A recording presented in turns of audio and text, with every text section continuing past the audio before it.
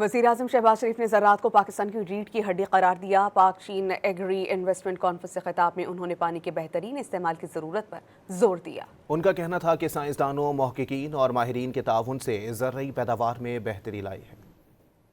Our scientists, researchers and experts as to how to make best use of water, how to make use of our limited land in the country, and what to grow and what to export, how to have value chain, cold chain, storage capacity, value addition.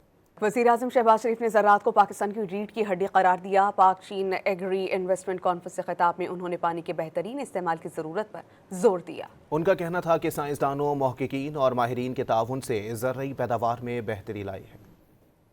Our scientists, researchers and experts as to how to make best use of water, how to make use of our limited land in the country, and what to grow and what to export, how to have value chain, cold chain, storage capacity, value addition.